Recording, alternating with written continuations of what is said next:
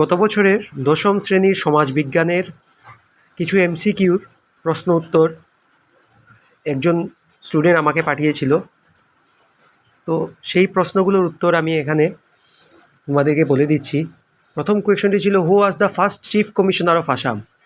তো এখানে অপশানস তোমরা দেখতে পাবে, J Bampfylde Fuller, colonel R H Keatinge, William Ward, John Roderick.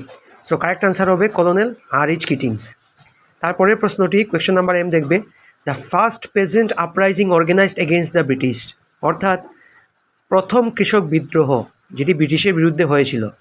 প্রথম অপশনে রয়েছে রঙ্গিয়া পেজেন্ট রিভোল্ট, তারপরে রয়েছে লাচিমা পেজেন্ট রিভোল্ট, তারপরে আছে ফুলাগুড়ি ধাবা, তারপরে আছে পাথারুঘাট রিভোল্ট।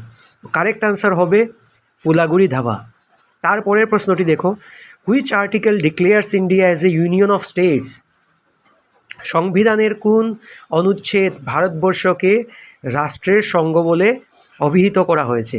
তো প্রথম আছে article 1, article 2, article 14, article 32। Correct answer হবে আর্টিকেল 1, অর্থাৎ অনুচ্ছেদ 1 ভারতবর্ষকে রাষ্ট্রগুলির সঙ্গ বলে অভিহিত করা হয়েছে। তারপরের প্রশ্ন দেখো, acid rain generally occurs in forest areas, industrial areas, গ্রাসল্যান্ডস না পোলার রিজিয়ন্স?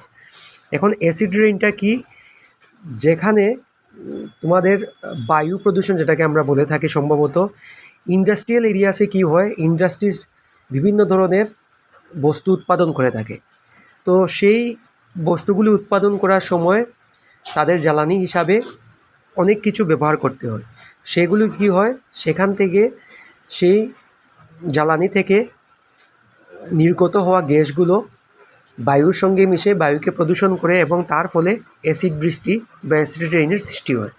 সো ইন্ডাস্ট্রিয়াল এরিয়াসে মানে ঔদ্যোগিক স্থানে অ্যাসিড রেইন হয়ে থাকে। তারপরের প্রশ্নটি দেখো, হোয়ার in Africa was A conference of the UNO held in 1977 in relation to ডিসার্টিফিকেশন? ডিসার্টিফিকেশন মানে কি?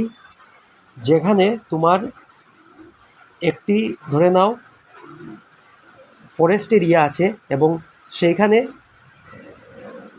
ধীরে ধীরে সেই এরিয়াটি যদি মরুভূমিতে পরিণত হয়ে যায়, কোনো গাছপালা সেখানে না থাকে, সেটাকে বলা হবে ডিসার্টিফিকেশন। তো সেই ডিসার্টিফিকেশন রোধ করার জন্য, মরুকরণ রোধ করার জন্য একটি কনফারেন্স হয়েছিল। সেই কনফারেন্সটি ইউনাইটেড নেশনস অর্গানাইজেশন রাষ্ট্রসংঘে 1977 সনে হয়েছিল।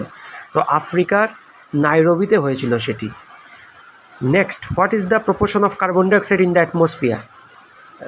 বায়ুতে সবচাইতে বেশি থাকা কার্বন ডাইঅক্সাইডের সবচেয়ে বেশি থাকা গ্যাসের পরিমাণটি কি? নাইট্রোজেন, অর্থাৎ 78%। এখানে বলছে যে কার্বন ডাইঅক্সাইডের প্রপোর্শন কত আছে অ্যাটমসফিয়ারে, বায়ুমণ্ডলে?